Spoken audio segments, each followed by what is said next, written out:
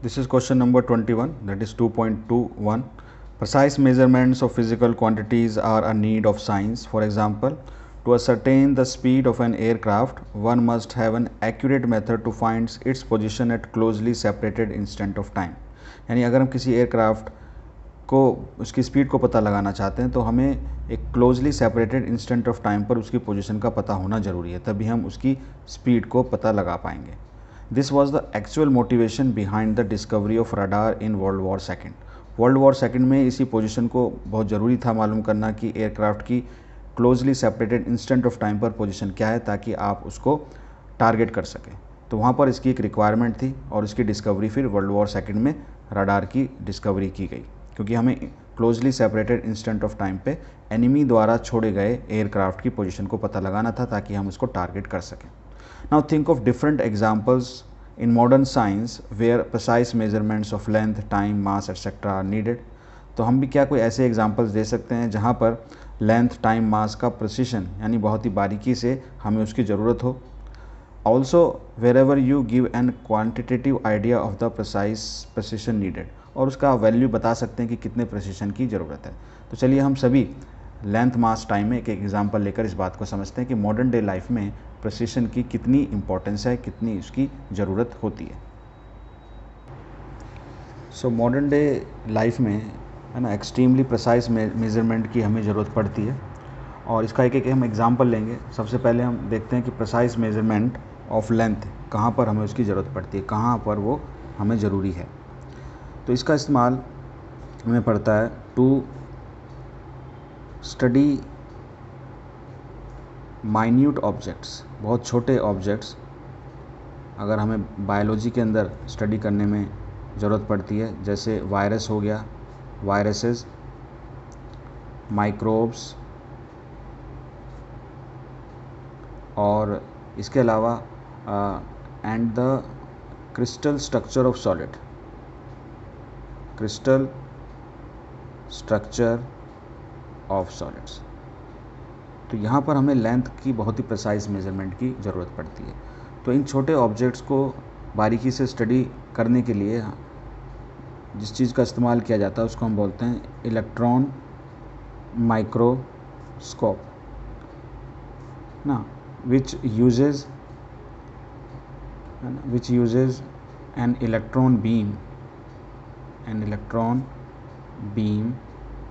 of wavelength 0.2 angstrom. तो इतनी बारीकी हमें चाहिए इसमें लेंथ में, ठीक है. तो प्रेसिशन की अगर हम क्वांटिटेटिव आइडिया दें, कितना प्रेसिशन हो गया इसके अंदर, 0.2 एंगस्ट्रॉम ये लेंथ के अंदर है, that is 0.2 into 10 raised to the power minus 10 metre. तो this is the quantitative idea for this example, that is जहाँ पर हमें लेंथ में मेजरमेंट की ज़रूरत पड़ती है. सेकंड है आपका precise measurement of time is needed. हमें प्रिसाइज मेजरमेंट टाइम में कहाँ उसकी ज़रूरत पड़ती है, ये हमें ज़रूरत पड़ती है while launching an artificial satellite. Artificial satellite को लॉन्च करने के लिए टाइम का प्रिसाइज होना बहुत ज़रूरी है. और कितनी प्रिसिशन की ज़रूरत पड़ती है, तो क्वांटिटेटिवली जो प्रिसिशन रिक्वायर्ड होता है टाइम के अंदर, दैट इज़ 1 माइक्रो सेकेंड, तो 10 की पावर -6 सेकेंड, यानी इतना प्रिसिशन ज़रूरत पड़ता है. 1 सेकेंड हमारे लिए बहुत ज़्यादा है, लेकिन फॉर दिस केस जहाँ पर हमें आर्टिफिशियल सैटेलाइट को लॉन्च करना होता है, वहाँ हमें 10⁻⁻6 सेकेंड के मेज़रमेंट में इस चीज़ का ध्यान रखना पड़ता है. वहीं अगर हम मास की बात करें, यानी precise measurement of mass is needed where it is needed to study और टू मेज़र एटॉमिक मासेस. देखिए एटम बहुत छोटा होता है और उसका मास भी बहुत कम होता है. तो इतने कम मास के लिए हमारे पास बहुत ही प्रिसाइज मेजरमेंट ऑफ मास होना चाहिए, और इसके लिए हम यूज़ करते हैं मास स्पेक्ट्रोग्राफ. मास स्पेक्ट्रोग्राफ की हेल्प से हम बहुत ही प्रिसाइज मेजरमेंट इन मास कर सकते हैं, और यहाँ पर हमें इसकी ज़रूरत भी होती है। हम यहाँ पर ग्राम में मास कैलकुलेट नहीं कर सकते, किलोग्राम में तो बिल्कुल नहीं कर सकते, तो बहुत ही बारीकी से मास को कैलकुलेट किया जाता है।